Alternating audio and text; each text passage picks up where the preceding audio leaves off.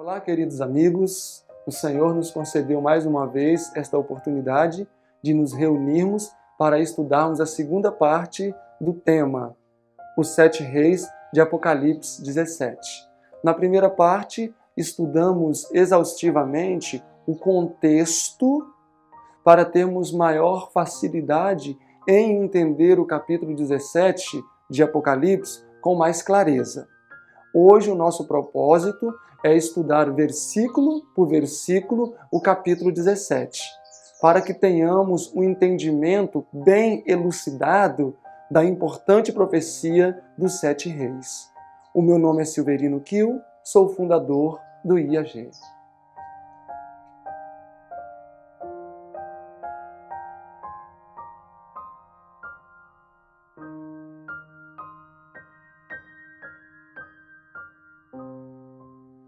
Recentemente, nós produzimos este livretinho, Apocalipse 17. Na verdade, não se trata de uma abordagem sistemática somente do capítulo 17 de Apocalipse. Nós fizemos um apanhado das profecias de Daniel, apresentamos vários princípios de interpretação profética e nós não usamos citações do Espírito de Profecia porque o nosso propósito era produzir este material para evangelismo. Então, nas primeiras sessões desse livreto, foram apresentados vários princípios. Por exemplo, o Apocalipse é um livro fechado ou não?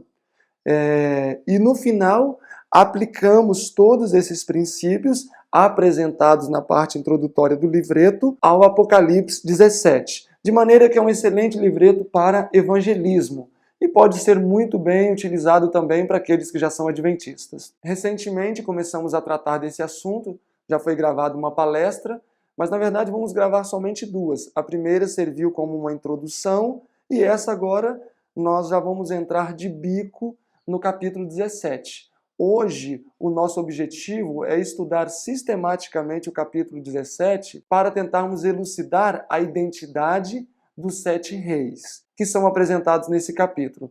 Existem muitas visões e cada dia tem surgido novas de quem seriam esses 7 reis.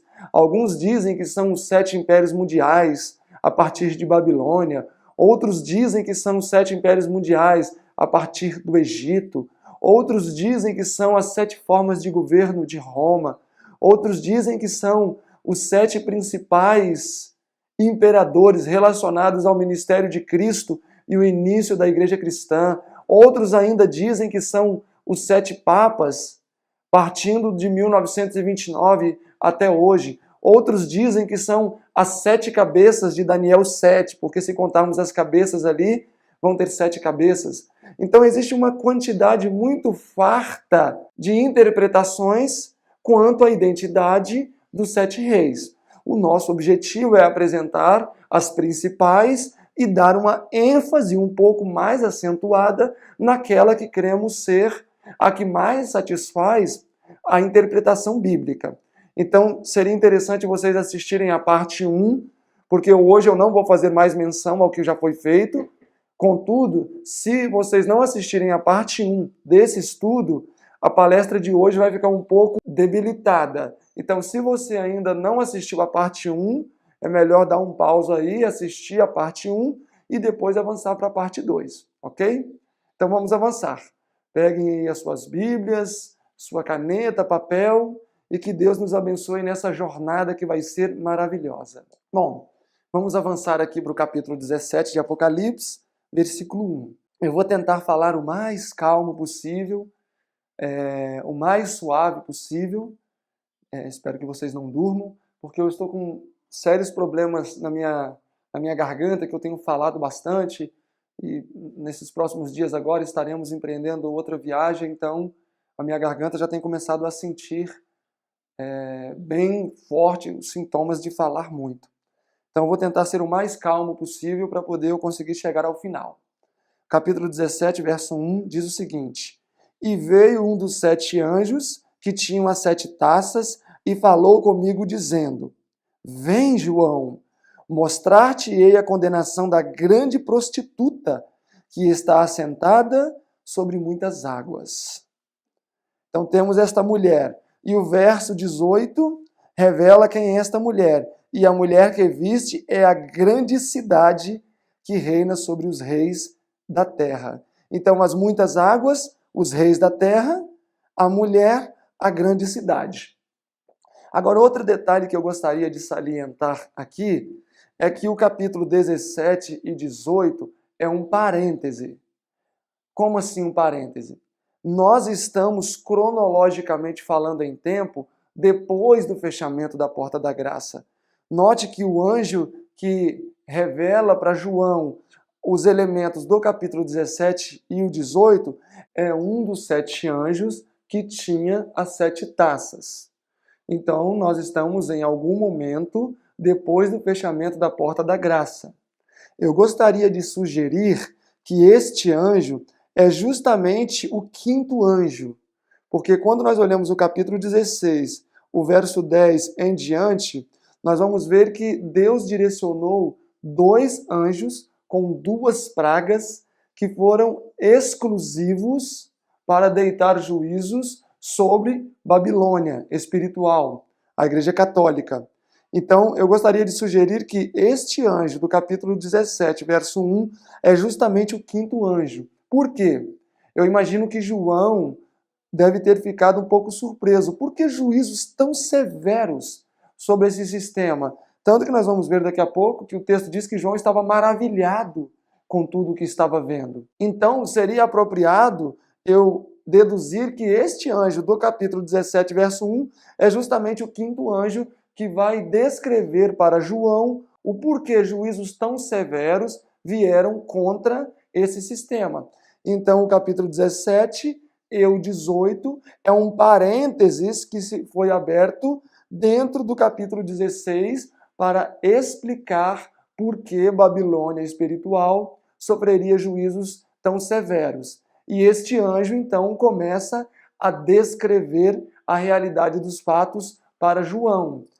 A partir do capítulo 17, verso 1, fechando no capítulo 18, ele vai recapitular para João os fatos desde 538, desde anos passados até o final. Porque o capítulo 18 vem falando sobre a destruição final desse sistema. Então ele faz uma longa recapitulação para João, e essa recapitulação é muito importante para nos ajudar a entender muitos elementos que em capítulos anteriores, especialmente 12, 13 e também algumas nuances do 14, não ficaram tão claras. Então o capítulo 17 e 18 é a ampliação máxima dos fatos apresentados concernente à Babilônia espiritual nos capítulos precedentes. Vamos avançar aqui então. Capítulo 17, verso 2 agora. Com a qual, se referindo à mulher, fornicaram os reis da terra, e os que habitam na terra se embebedaram com o vinho da sua fornicação. Os seus ensinamentos, suas doutrinas, uma das principais doutrinas, por exemplo, do catolicismo é a imortalidade da alma, outra, o domingo, e de fato a irmã White fala que toda a cristandade vai se unir nesses 2 pontos em comum. Agora o versículo 3. E nesse momento eu gostaria de maneira especial chamar a sua atenção para que entendamos um detalhe aqui no versículo 3, que servirá para nos nortear em todo o estudo do capítulo 17. Segue dizendo, versículo 3, e levou-me em espírito a um deserto, e vi uma mulher sentada sobre uma besta de cor de escarlata, que estava cheia de nomes de blasfêmia e tinha 7 cabeças e 10 chifres. Ok, o João diz que ele foi levado a um deserto. Então João, em visão, saiu dos seus dias, saiu do ano 100, porque é aproximadamente o ano 100 que ele escreveu esse livro, e foi levado ao deserto. Onde seria este deserto? Se voltarmos aí para o capítulo 12, o versículo 6 vai dizer, e a mulher fugiu para o deserto. Essa mesma expressão vai aparecer aqui no verso 14. E foram dadas asas à mulher de águia para que voasse ao deserto. Então, tanto no verso 6 quanto no verso 14, o deserto é sinônimo dos 1260 anos. Então, quando a Bíblia diz que João foi levado ao deserto, ele foi conduzido em visão desde o ano 100 até o ano 538 em diante. Pois o que ele viu neste deserto foram os fatos ocorridos durante esta profecia dos 1260 anos. E o próprio verso 6 vai consubstanciar esta ideia. O verso 6 diz: E viu onde? No deserto, que a mulher estava embriagada do sangue dos santos e do sangue das testemunhas de Jesus. E quando eu vi isso, maravilhei-me. Com grande admiração. Então, João saiu do ano 100 da sua era, foi transportado para o futuro. Então, notem que nós temos uma profecia progressiva que está avançando. A profecia não é estática. Nós não podemos estudar a profecia de maneira estática. Devemos ter sempre em mente que ela é progressiva. Ela vai galgando, vai avançando. João então sai dos seus dias, versículo 3, e vai para o deserto, 1260 anos.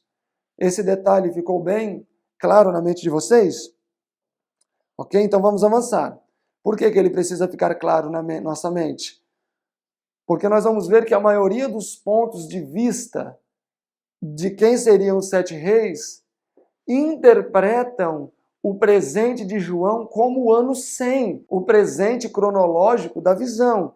É claro que João, de fato, estava lá no ano 100, de maneira física. No entanto, quando ele começou a receber a profecia, ele avançou no futuro.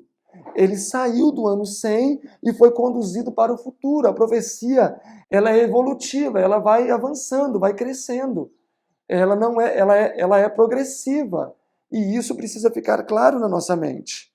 Verso 4, e a mulher estava vestida de púrpura e de escarlata, e adornada com ouro e pedras preciosas e pérolas, e tinha na sua mão um cálice de ouro cheio das abominações e da imundícia de sua fornicação. E na sua testa estava escrito: Mistério, a grande Babilônia e mãe das prostitutas e abominações da terra.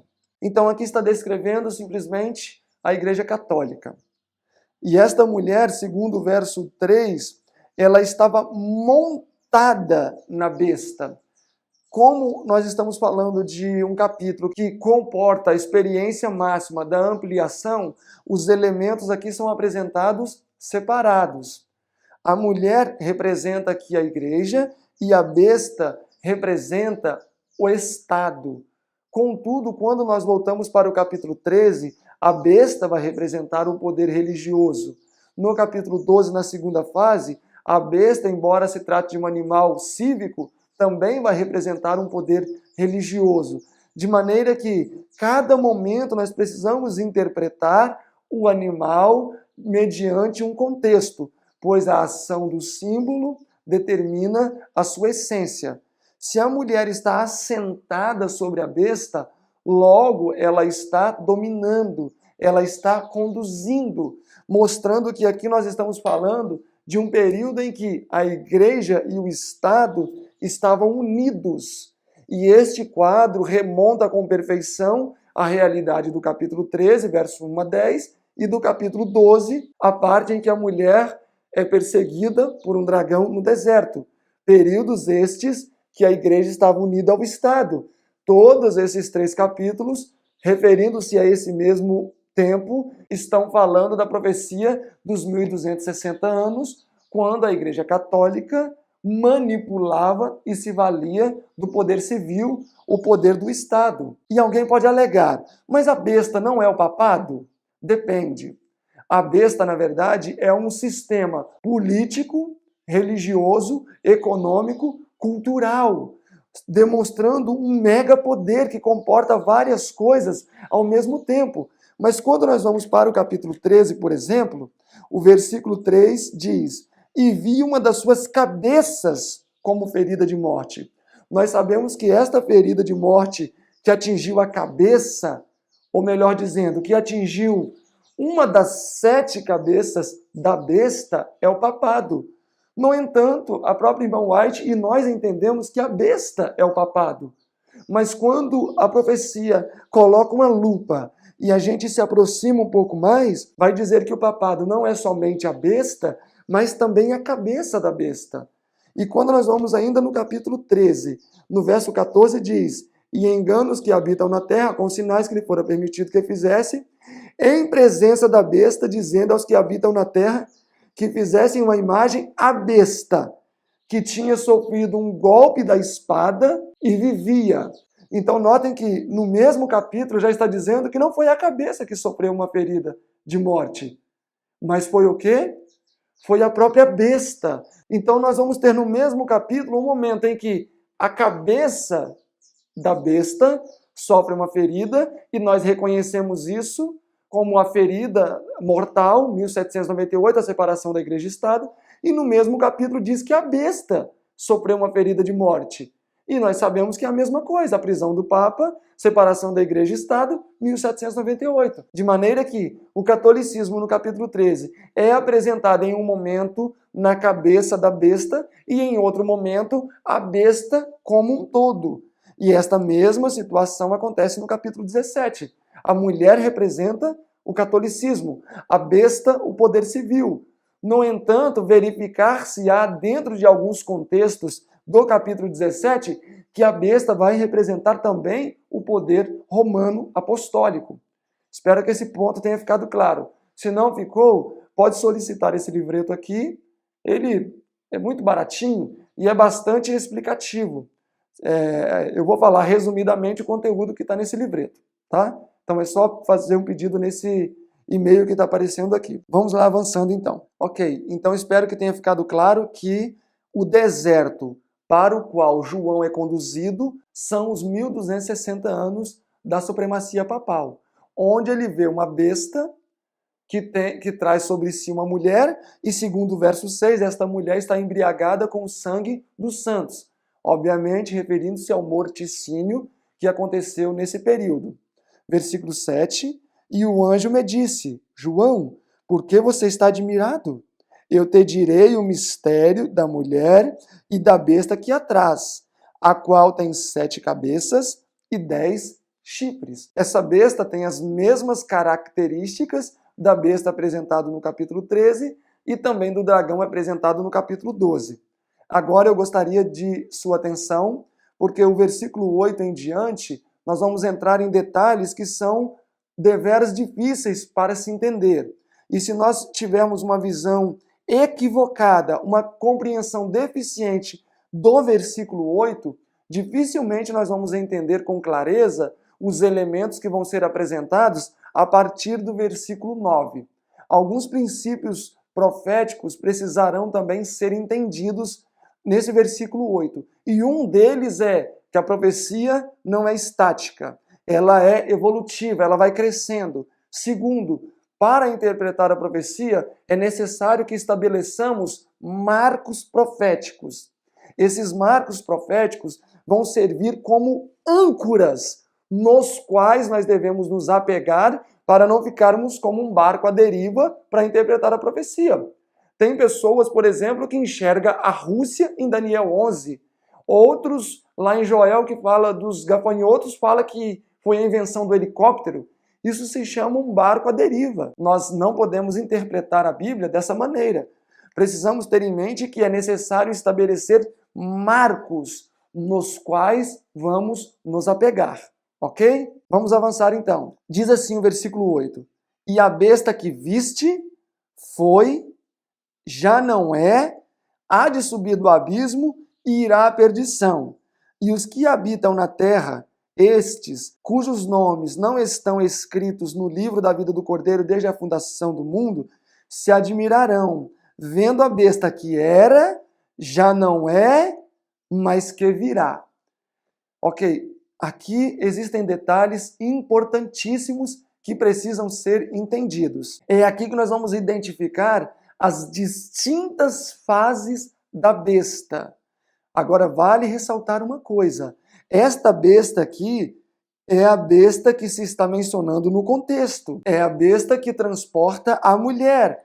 É a besta que no capítulo 13, verso 1 em diante, se refere ao papado. É o dragão que no capítulo 12, na segunda fase do capítulo, que também representa o papado durante 1260 anos.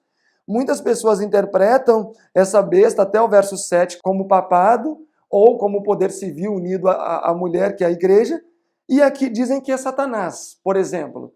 Então a besta, até o verso 7 é uma coisa, e no verso 8, misteriosamente, se transforma em outra coisa. Uns dizem que no verso 8 se refere a Satanás. Isso é uma agressão ao contexto. Esta besta do verso 8 não pode representar outra coisa senão a besta que já foi apresentada no contexto imediato e no contexto mais dilatado um pouco, capítulo 12 e 13. Ok? Eu vou tentar colocar de forma mais prática possível. O Rafael vai colocar as fases dispostas aqui na tela para ficar bem didático e facilitar a sua compreensão. Ok? Então, vamos lá. A besta que viste foi. O verbo ver está no passado. A besta que viste foi. Então, aqui nós temos já dois elementos. Viste e foi. Quando foi que João viu a besta? 538 a 1798, no deserto. Mas esta besta que João viu desde 538 a 1798, deserto, já foi. Então nós temos a primeira fase da besta. Qual é a primeira fase da besta? Foi. Foi de quando? De 538 a 1798. Então quando a Bíblia diz aqui foi, é porque já está no passado. Então João já não está mais no deserto. Muito bem, isso mesmo. Porque ele viu a besta onde? No deserto. Mas a besta já foi. Então ele está para além, no mínimo, de qual data? Ele está no mínimo para além de 1798. Porque em 1798 a besta deixou de ser. Por quê? Porque ela foi. Foi quando? De 538 a 1798. Ok? Vou deixar muito claro isso. Então, de 538 a 1798, João viu uma besta. Agora nós temos a primeira fase dela, que foi passado. Então, João está exatamente onde? Em 1798, quando a besta deixou de ser, recebendo a ferida mortal. Ok? Esta é a primeira fase da besta. Agora temos a segunda fase da besta. Já não é. A besta foi, já não é. Já não é por quê? Porque em 1798 ela recebeu uma ferida mortal e deixou de ser. Ela saiu do cenário mundial. Ela perdeu os privilégios que tinha de estar unida ao Estado. 1798, Napoleão separa. Igreja, agora uma coisa, Estado, outra coisa. Separação de igreja e Estado. Então a besta já não é. Eu gostaria de salientar um detalhe importante. A besta que viste foi passado. Já não é presente. Então o presente cronológico da visão agora é a fase da besta, já não é a segunda fase da besta. Ok? No início, João foi levado ao deserto. Então o presente cronológico da visão era o deserto, os 1260 anos. Contudo, agora o presente da visão é a segunda fase da besta, já não é. De 1798 em diante. A terceira fase da besta, então, e há de subir do abismo. Por favor, não me digam que isso aqui é Satanás que vai subir do abismo, porque ele foi para o abismo no início do milênio. Porque nós estamos falando da besta e não de Satanás. Então, já não é a segunda fase da besta, e há de subir do abismo. Então, a fase já não é, vai desde 1798 até o momento em que a besta emerge do abismo. E quando é que esta besta emerge do abismo? É quando ela se une novamente ao Estado. O que foi que conduziu esta besta para o abismo? Se ela sai do abismo é porque ela entrou. Foi a separação da igreja e Estado. O que faz com que essa besta novamente saia do abismo? Quando ela se une ao Estado. Então, a segunda fase da besta é desde 1798 até o momento em que ela se une ao Estado. Isso acontece imediatamente após a imagem da besta, quando se estabelece o decreto dominical e todas essas informações que você já sabe. A besta sai do abismo. E agora temos a quarta fase da besta. E irá à perdição. Quando ela vai à perdição? A partir do verso 10 do capítulo 16. Quando a quinta praga é direcionada incisivamente sobre ela. E aí nós temos então a besta indo à perdição. Então vamos recapitular. Primeira fase da besta foi 538 a 1798. Segunda fase da besta já não é 1798 até, vamos colocar assim, o estabelecimento do decreto dominical.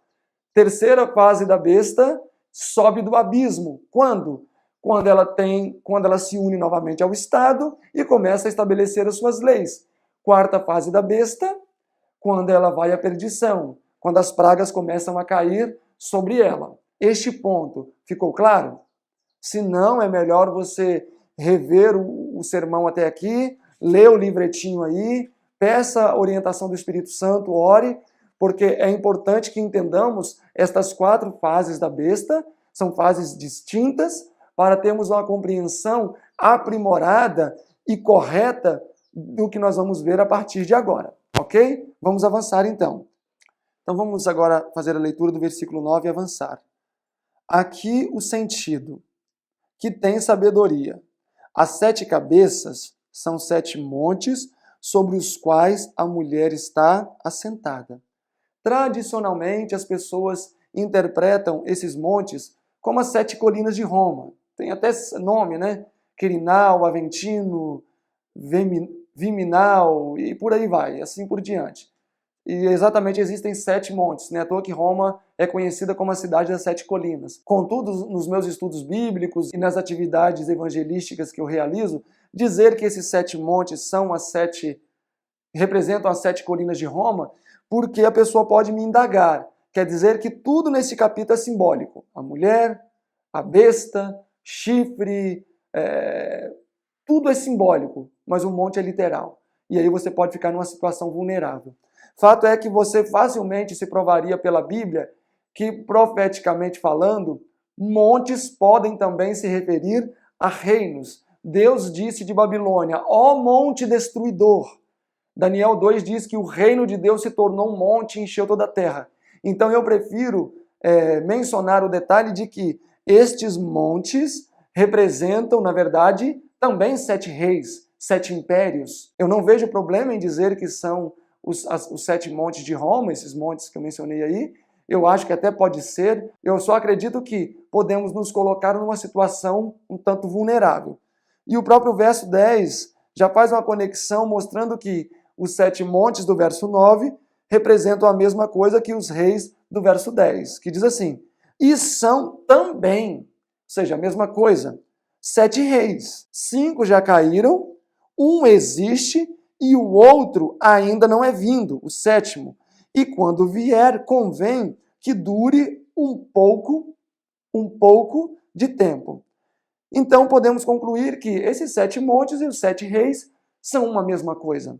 E agora é que nós encontramos o nosso ponto controversial. Quem seriam esses 7 reis? Os temidos 7 reis do Apocalipse 17. Existem tantas visões, e eu quero salientar que eu respeito todas elas. Eu não quero bater aqui o martelo e dizer que esta ou aquela são erradas e esta é certa, mas simplesmente eu quero expor aquilo que eu vejo que as Escrituras apresentam com mais clareza. Contudo, eu gostaria de mencionar, ainda que seja superficialmente, algumas das visões principais. Algumas eu não vou nem mencionar porque eu considero muito destituída de sustentação bíblica. Mas eu gostaria de mencionar algumas que eu considero que possa ter algum respaldo.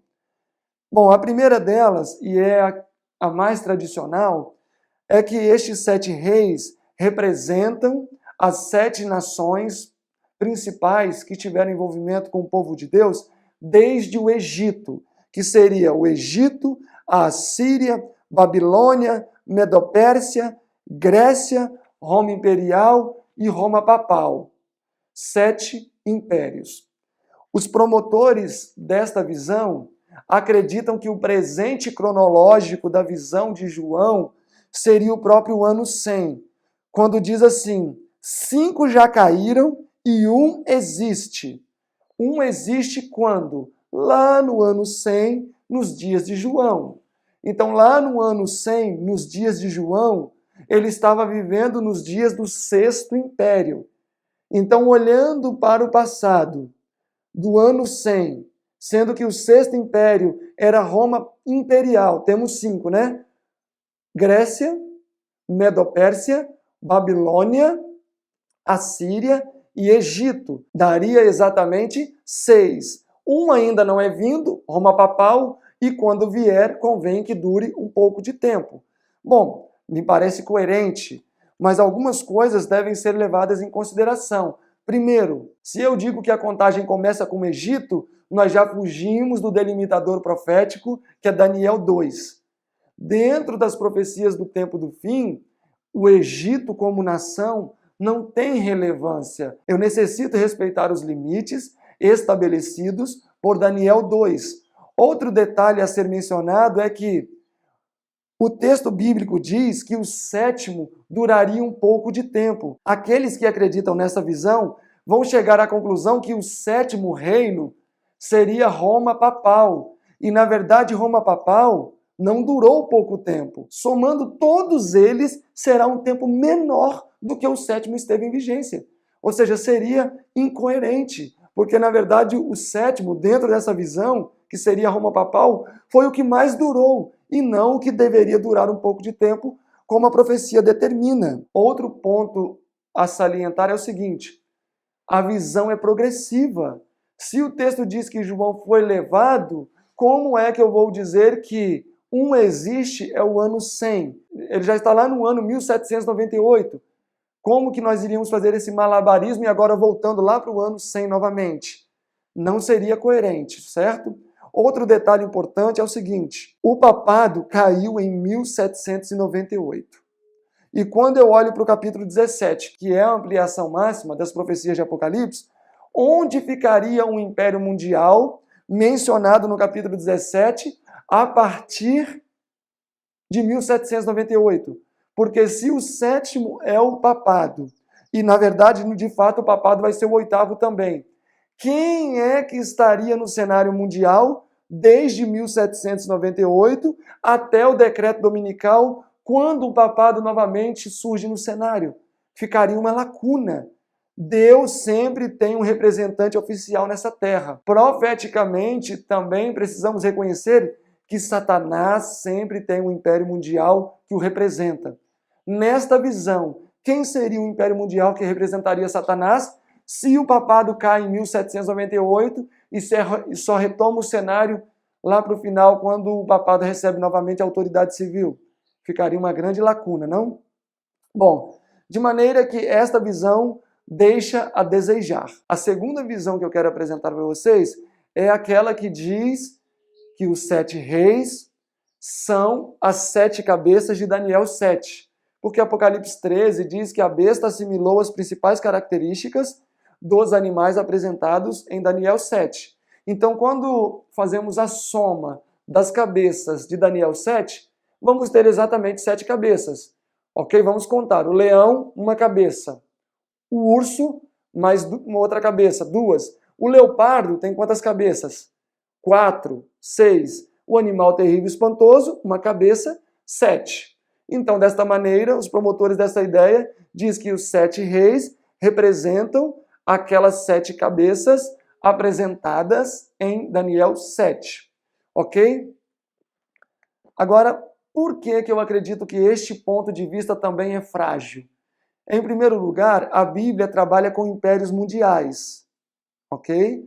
O leopardo, que tem 4 cabeças, é um reino dividido em 4, mas não são 4 impérios. É um único império, porém dividido em 4. Lembram a divisão do Império Grego?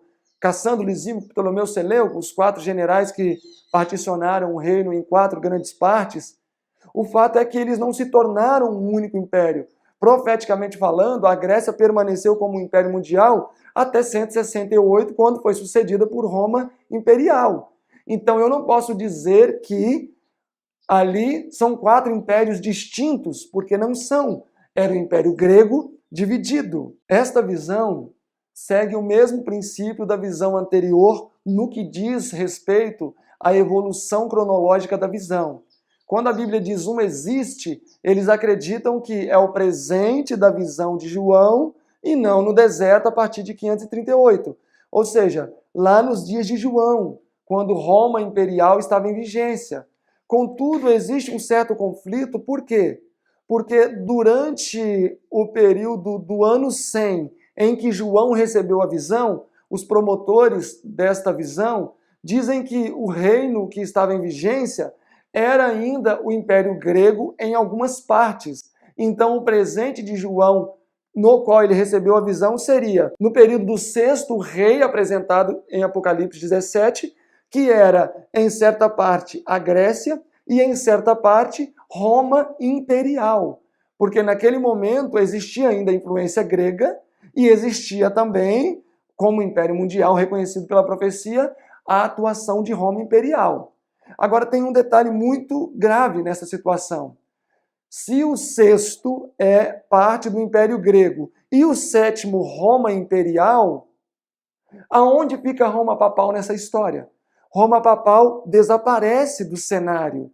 Além de existir incoerência de o sétimo durar pouco tempo, como diz o capítulo 17, contudo, o sétimo nesta visão é Roma imperial, que não durou tão pouco tempo assim. Durou desde 168 a.C. até 538 a.C., tendo aí mais de 6, 7 séculos de duração. E aí Roma papal some do cenário, porque já temos 7. No entanto, quando nós vamos para o próprio capítulo 17, e o verso 11 diz, e a besta que era e já não é, ela é o 8º e é do 7. Tão importante é a presença da besta no estudo do Apocalipse 17, que o verso 11 diz que ela vai estar no cenário 2 vezes. Ela vai estar no cenário entre os 7 e depois, quando surgir o 8º, ela vai ser também o 8º. Contudo, nesta visão, ela desaparece. Temos ali as 7 cabeças de Daniel, sendo que a 7ª é de Roma imperial, e o 8º, que deveria ser Roma papal, que é do 7, não aparece. Então, esta visão, ela tem pouca sustentação bíblica e, contextualmente falando, dentro de Apocalipse 17, fica bastante difícil provar que os 7 reis são as 7 cabeças de Daniel 7. O terceiro ponto que eu quero considerar com vocês são aqueles que acreditam que os 7 reis de Apocalipse 17 são os 7 papas que tiveram o seu pontificado de 1929 até os dias atuais.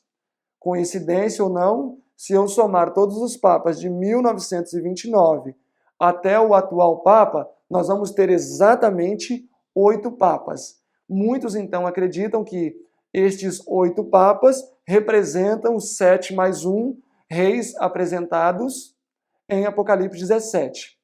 Contudo, eu gostaria de considerar com vocês alguns fatos para vermos se de fato esta visão é condizente com as Escrituras. O primeiro detalhe a ser salientado é que nós precisamos identificar o presente cronológico da visão.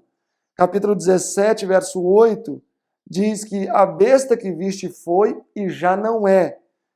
Então, o presente da visão aqui no verso 8 é o já não é. E o já não é exatamente 1798.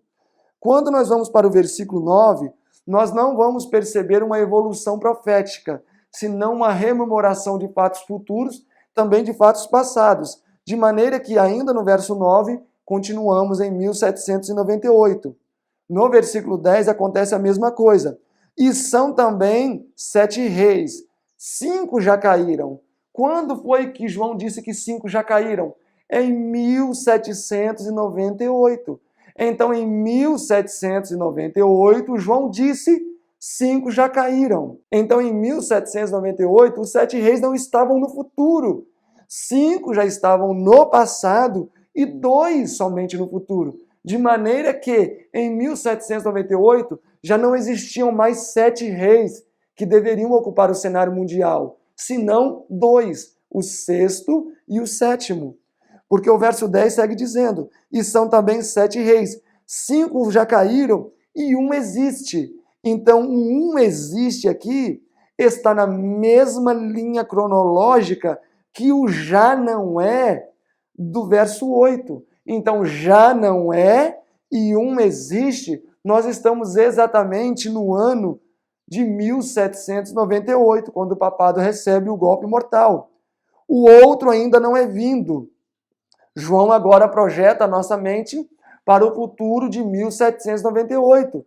O sexto, que seria o sétimo rei. O sexto seria este 1 existe, quando a besta já não é. E o sétimo é esse que ainda não é vindo. E quando vier, convém que dure um pouco de tempo. De maneira que, em 1798, 5 reis já tinham caído. Como então a contagem para os 7 começaria em 1798? Como então a contagem para os 7 começaria em 1929? Sendo que em 1798, 5 já tinham caído. Este é um detalhe que precisa ser considerado. A gramática também necessita ser considerada. Os tempos verbais também precisam ser considerados para que a compreensão seja precisa. Eu gostaria de tecer ainda outros elementos importantes para mostrar que este ponto não tem sustentação bíblica. Outro ponto a considerar é que o presente cronológico da visão do capítulo 17, dentro desta visão, seria nos dias de João Paulo II, pois ele é o sexto. Quando João diz 5 já caiu e 1 existe, o sexto é o presente cronológico da visão. Então, para a segunda visão apresentada, o sexto era a conjugação de Roma imperial com parte do Império Grego ainda em vigência, e nesta visão, o sexto seria o pontificado de João Paulo II, no qual João recebe a visão, sendo assim, o pontificado de João Paulo II é o presente cronológico da visão de João. Agora, que relevância teria o pontificado de João Paulo II a ponto de ele ser o presente cronológico da visão do capítulo 17, em alguns momentos, que é um capítulo tão importante? Sabemos, sim, que este homem foi importantíssimo, mas ele foi um indivíduo que representava um sistema. Ele não era o sistema, ele representava o sistema. Então, que relevância tinha João Paulo II e o seu pontificado para que, justamente nos seus dias, acontecesse o presente cronológico da visão? É de se considerar, não é? Porque devemos levar em consideração o seguinte: o papado não são os 7 reis, mas ele é um dos 7 reis, porque o próprio texto, capítulo 17, verso 11, diz: e a besta que era e já não é também o 8º, e faz parte dos 7, e vai à perdição. Então o papado não é o 7, é um dos 7. Outro ponto a se considerar, outro detalhe é que se João Paulo é o sexto, logo Joseph Ratzinger, o Bento XVI, seria o 7º. E segundo a Bíblia, o 7º deveria durar pouco tempo. De fato, ele teve um pontificado de 8 anos, não foi tão extenso quanto o de Bento XVI ou de outros do passado. Contudo, existe um Papa que teve um pontificado de 32 dias. Então, Ratzinger não teve um pontificado tão limitado assim. Outros tiveram pontificados, mas com menor duração do que Ratzinger. Então, será que realmente ele poderia ser o 7º, uma vez que o seu pontificado não foi tão pequeno? E o último ponto que eu gostaria de ressaltar com vocês é o seguinte: existe uma má compreensão muito grande quanto ao evento que aconteceu em 11 de fevereiro de 1929, quando o documento A Ferida Curada foi assinada. Então eu gostaria de falar alguma coisa sobre esse acontecimento, porque na verdade existem algumas coisas que nós não nos atentamos. E uma delas é que o papado sofreu duas feridas, não uma. Uma ferida em 1798, profética, e a outra ferida não profética, que aconteceu em 1870, quando o imperador Victor Emanuel II eliminou os estados papais, porque em 1801 Napoleão já permitiu nova reeleição de papas. E a Itália, hoje o país da Itália, era conhecido por estados papais. E em 1870, Victor Emanuel II, ele unificou a Itália, ele retirou todos os estados papais que permaneciam na jurisdição de Roma e unificou o país. E a própria história reconhece isso como uma ferida. Quando em 11 de fevereiro de 1929, o cardeal Gaspar, representando o Papa Pio XI, e o premier Mussolini, representando Victor Emanuel III, assinaram o documento A Ferida Curada, nós precisamos ler o documento inteiro para saber qual ferida estava sendo curada naquele momento. Se foi a ferida feita em 1798 ou a ferida feita em 1870. Eu gostaria de ler para vocês a parte final do periódico da Crônica de São Francisco, chamado A Ferida Curada. E olhem só qual ferida que foi curada. O problema romano é assunto do passado. E o Vaticano está agora em paz com a Itália. Isso aconteceu formalmente hoje, 11 de fevereiro de 1929, quando dois notáveis líderes,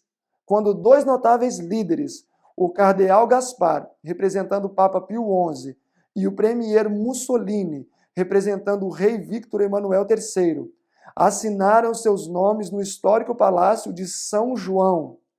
Ao assinarem sobre o memorável documento, se viu grande cordialidade de ambas as partes, sarando assim a ferida que estava aberta desde 1870. Então, qual ferida foi curada em 1929? Não a ferida feita em 1798, mas a ferida feita em 1870.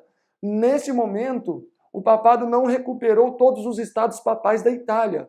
Porém, o estado que funcionava como a sede de Roma naqueles dias foi devolvido, o Vaticano, aqueles poucos hectares de terra.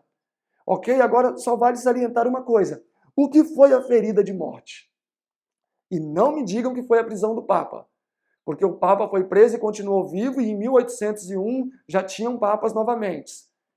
Não foi a prisão do Papa. A ferida de morte foi a separação de igreja e Estado. Isto é que foi a ferida de morte. É isto que retirou a vida do papado, tirar do papado o poder civil. Em anos passados, a própria França deu o poder civil para Roma. Lembram de Clovis? Um dos 10 chifres deu o poder para o papado. E em 1798, a própria França retirou o poder do papado, separando igreja e Estado. Então, a cura da ferida só pode ser o contrário da ferida. Se a ferida foi separar igreja e Estado, a cura logo será a união da igreja e o Estado. Em 1929, isso não aconteceu. Não houve, o papado não se apossou novamente do poder do Estado, simplesmente recebeu de volta a jurisdição do seu pequeno país. Outro detalhe a ser salientado é que quando nós vamos para o Apocalipse 13, nós vamos perceber que é a segunda besta, os Estados Unidos da América, que faz a cura da ferida, e não é a Europa. Mussolini vivia na Europa. Não é a Europa que cura a ferida da Europa. São os Estados Unidos que curam. Então a cura da ferida mortal vai acontecer em outro continente, milhares de quilômetros de distância, e não a própria Europa. Ok? Então se eu vou para Apocalipse 13, fica demasiado incoerente eu harmonizar a ferida de 1929 com a ferida mortal causada em 1798, porque não é a Europa que cura a ferida de Roma, é os Estados Unidos, ok? Espero que tenha ficado claro até aqui. Agora eu quero apresentar para vocês o quarto ponto, a quarta visão, que eu acredito satisfazer mais a interpretação bíblica, não só contextual, mas uma interpretação mais dilatada, não só no livro de Apocalipse, mas também alcançando o livro de Daniel. Bom, o capítulo 17, verso 10 diz que são 7 reis, 5 já caíram e um existe. Dentro do que nós já falamos, quando a Bíblia diz que um existe, é o presente cronológico da visão de João, que está paralelo ao já não é do verso 8. Então, quando a besta já não é, 1798, o verso 10 diz que um existe.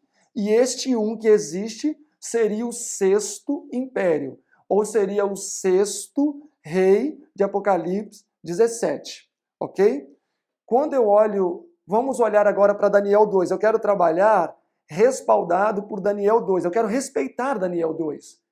Quando nós olhamos para Apocalipse 13, e nós vamos perceber que a besta do Apocalipse 13 assimilou características dos animais apresentados em Daniel, a besta o capítulo 13 apresenta que a besta assimilou características de Babilônia em diante e não para trás. Ela não assimilou características da Síria, que a Bíblia também chama de leão, ou do Egito, que a Bíblia também chama de serpente ou de dragão, mas assimilou características de Babilônia em diante. A estátua de Daniel 2 apresenta o seu primeiro império mundial, Babilônia. Então eu não quero fugir de Babilônia. Então eu gostaria de sugerir para vocês que o primeiro dos 7 reis seria Babilônia, ok? Se o primeiro dos 7 reis é Babilônia, agora eu vou começar a contar. O segundo só pode ser quem? A Medopérsia. O terceiro só pode ser quem? A Grécia. O quarto só pode ser quem? Roma Imperial. O quinto só pode ser quem? Roma Papal. E aí nós chegamos no sexto. O sexto é qual? Já já vamos dizer. Mas chegamos no sexto, que é o presente cronológico da visão de João, no capítulo 17. Então, quando João diz aqui no capítulo 17, verso 8, já não é, o verso 10 diz, quando a besta já não é, uma existe. Então, o sexto passou a existir para ocupar o cenário mundial, porque assim como Deus tem representantes oficiais, Satanás também tem seus representantes oficiais. Então, uma vez que a besta já não é, um reino tinha que surgir para ocupar o lugar dela. Então, temos o sexto reino. Quando eu olho do sexto para trás, 5 de fato já caíram. Sexto, aí temos então o quinto. Quem foi o quinto? Roma Papal. O quarto, Roma Imperial. O terceiro, Grécia. O segundo, Medopérsia. O primeiro, Babilônia. E casa direitinho, porque nós estamos vendo que o presente cronológico da visão de João é 1798, não o ano 100. Lembram-se? Fui levado em visão para o deserto. Porém, ele atravessou o deserto, porque ele diz o quê? A besta que eu vi lá no deserto foi, já está no passado. Então, ele está em 1798, quando a besta deixou de ser. Quando a besta deixou de ser, e agora surge um novo império. Ok? Ficou entendido esse ponto? Então, são 5 impérios. Babilônia, Medopérsia, Grécia, Roma Papal. Babilônia, Medopérsia, Grécia, Roma Imperial e Roma Papal. Agora vamos identificar então o sexto. Agora eu preciso olhar para o cenário profético e identificar profeticamente falando, biblicamente falando, qual império com influência mundial surgiu quando o papado caiu. E aí muitos dizem a França com o ateísmo. Bom, a França com o ateísmo foi algo muito isolado. Tem influência até hoje? Tem. Mas a França nunca foi um império mundial. A influência que ela exerceu nunca foi uma influência tão duradoura que podemos reconhecê-la como o sexto império mundial. Eu preciso ir para o capítulo 13 e identificar qual império surgiu quando o império papal caiu. O capítulo 13, verso 10 diz: se alguém leva em cativeiro irá, e se alguém mata a espada será morto. Espada representa o poder do Estado. Então, O papado destruía com o poder do Estado, então ele foi morto com o poder do Estado. 1798. O verso 10 está se referindo à ferida mortal que aconteceu quando Napoleão separou Igreja e Estado. Agora olhem o verso 11. Depois vi subir da terra outra besta. Depois de quê? Depois que o papado caiu. Então o papado cai e imediatamente quem surge no lugar do papado? A segunda besta, os Estados Unidos da América. Biblicamente, qual império ocupou o lugar de Roma papal? Não tem para onde fugir. Só pode ser os Estados Unidos da América. Pois quando Roma cai, eles surgem no cenário mundial. E quando nós vamos aqui para o capítulo 17, o verso 8 diz, já não é. E na mesma linha de tempo, o verso 10 diz, um existe. Então este um que existe, quando a besta já não é, que atua como império mundial, com poder, com influência mundial, só pode ser os Estados Unidos da América. Então estamos assim dispostos. O sexto império, os Estados Unidos da América. O quinto, Roma papal. O quarto, Roma imperial. O terceiro, Grécia. O segundo, Medo-Pérsia. O primeiro, Babilônia. E o texto segue dizendo, o outro ainda não é vindo. Então esse outro que ainda não é vindo, que seria o sétimo, ele não tem reino, porque está no futuro. E agora João ele se detém no ano 1798, que é o presente cronológico da visão, e nos lança para o futuro. Olha, o outro ainda não é vindo. É um reino que está no futuro. Nós não sabemos se esse futuro de João já é o nosso passado, o nosso presente, ou se ainda está no futuro. Porque o sétimo rei já pode ter entrado em vigência ou não. É o que nós vamos descobrir agora. Então vamos agora tentar identificar quem seria o sétimo. Capítulo 17, verso 11. Vamos reler o verso 10. E são também 7 reis, 5 já caíram, um existe, o outro ainda não é vindo, e quando vier, convém que dure um pouco de tempo. Verso 11. E a besta que era e já não é, se referindo ao papado, é ela o oitavo, e é do 7. Ela é do 7, porque na verdade ela foi o quinto reino, e vai à perdição. Então nós já sabemos quem é o oitavo. O oitavo é o papado, novamente. Agora, com a imagem da besta, toda essa conflagração de ecumenismo, essa movimentação toda que está acontecendo diante dos nossos olhos, que vai culminar novamente o papado recebendo o poder do Estado. Então seria assim os 8. Babilônia, Medo-Pérsia, Grécia, Roma Imperial, Roma Papal, os Estados Unidos da América, o sétimo que nós vamos ver quem é, e o oitavo, o papado novamente, que foi o quinto. Ok? Vamos avançar. Espero que esteja ficando claro o assunto. Se não, não deixem de adquirir esse livrinho. Ele custa R$1, é muito baratinho. E tem muitas informações aqui que vão talvez ajudar a clarear mais o assunto. Ok, o verso 10. E quando vier, se referindo ao sétimo, convém que dure um pouco de tempo. Essa palavra pouco de tempo é a mesma expressão que aparece no verso 2 para se referir a 1 hora. Então, pouco de tempo e 1 hora é a mesma coisa, tá? Se trata de uma mesma coisa. De 1844 para cá, Apocalipse 10 diz que não haveria mais tempo profético. Então, eu não posso contar esta 1 hora com cômputo profético, de 1 dia, ano, 2 dias, 2 anos, etc.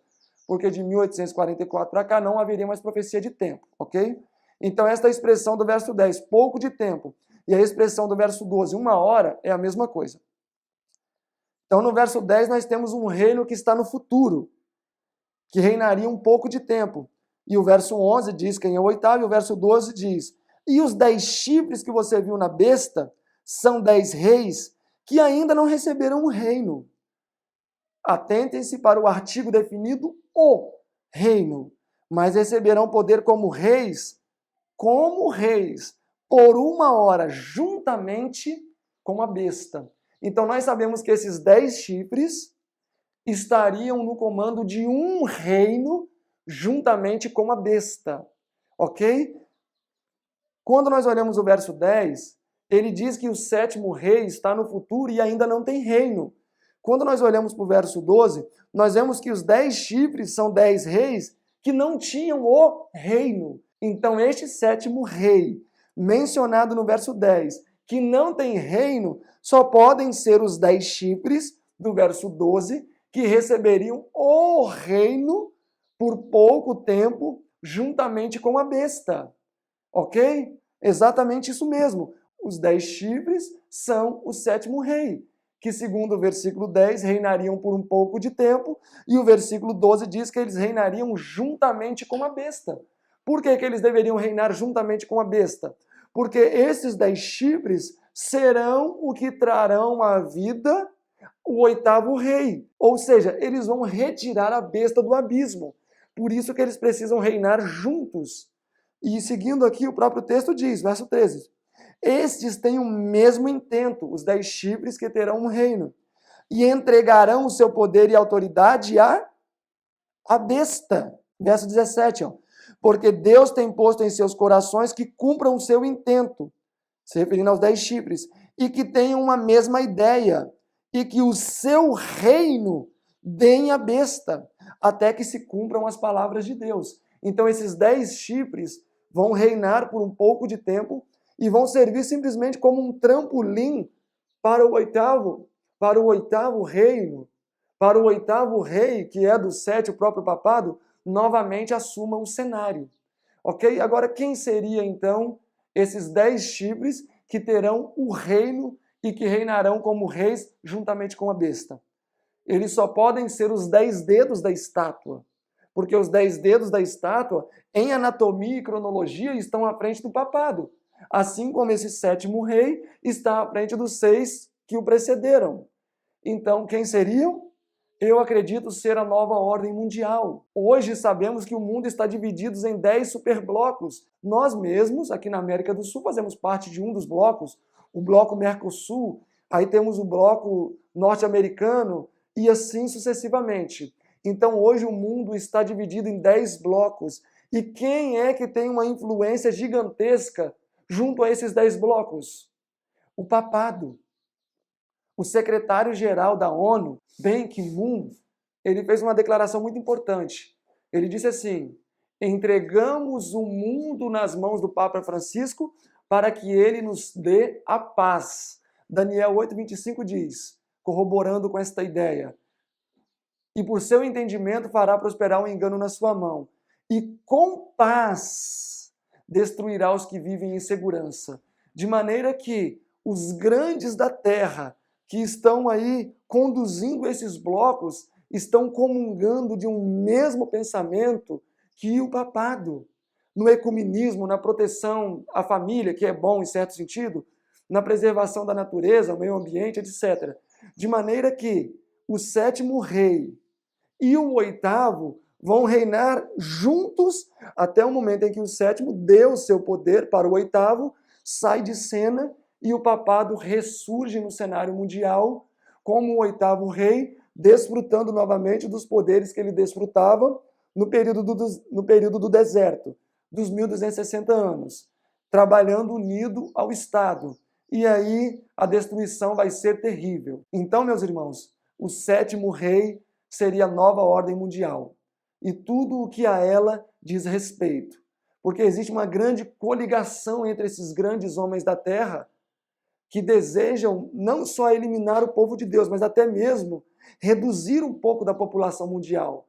Porque esse mundo já não suporta tanto tempo mais a quantidade de pessoas que estão aqui.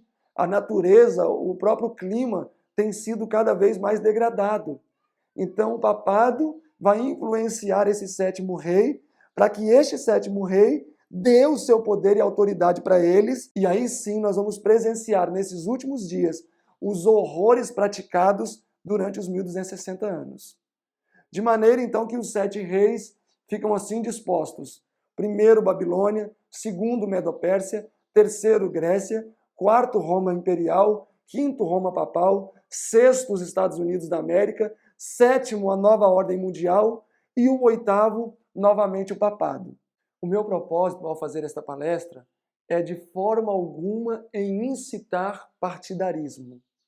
Eu tenho tão pouco eu gostaria de expor as pessoas. Mesmo nesta visão que eu apresentei, a quarta, é possível sim identificar deficiências. Por exemplo, que eu já até mencionei antes, como pode a besta ser o papado e em algum momento a mulher ser o papado e em outro momento a cabeça ser o papado, uma das 7 cabeças sendo o papado. É um ponto complexo de se entender também e pode ser uma incoerência. Então eu não queria estar aqui dizendo que esse ou aquele ponto é certo ou esse ou aquele é errado. Eu simplesmente apresentei aquilo que eu acredito ser o mais próximo da evidência bíblica. Acredito que luz ainda pode ser agregada neste assunto. Respeitosamente discordo daqueles que creem segundo os pontos que eu apresentei anteriormente, ou mesmo pontos que eu nem apresentei. Mas o meu propósito era simplesmente incentivar ao estudo. Porque a Bíblia diz que o povo do Senhor perece por falta de conhecimento. E muitas vezes nós não temos conhecimento porque não estudamos a Bíblia, não perscrutamos o livro sagrado como deveríamos. Então está aí um grande incentivo. É um grande capítulo, é um grande tema, é um grande estudo. Eu incentivo você a se reunir com o seu pequeno grupo, especialmente você, Alexandre Dantas, que está aí com um canal muito bom, com a TV Verdade Presente. Vale a pena você reunir aí com o seu pessoal, outros irmãos que queiram estudar também, e partir para o estudo desse capítulo. Ele é estimulante, ele é um capítulo maravilhoso e vai aguçar a nossa percepção e desejo de estudar as Escrituras. Não por competição, Deus não está onde tem competição, mas simplesmente para nós termos familiaridade com as Escrituras. Olha, você que está assistindo o nosso canal pela primeira vez, não deixem de contribuir conosco, divulgando o nosso canal, curtindo aí. Se você puder também se inscrever no nosso canal, seria maravilhoso. Deus tem uma grande obra para todos nós. E esta missão não é só minha, não é somente do Rafael que está aqui filmando. Essa missão é nossa, essa missão é do povo de Deus. Estamos todos juntos nessa batalha. E em nome de Deus estou aqui para convocá-los, para que vocês possam se unir a nós, deixar as briguinhas de lado, deixar as diferenças de lado e levantarmos a bandeira ensanguentada do príncipe Emanuel e avançarmos nesta batalha. O Senhor conta conosco e nós contamos com o seu apoio.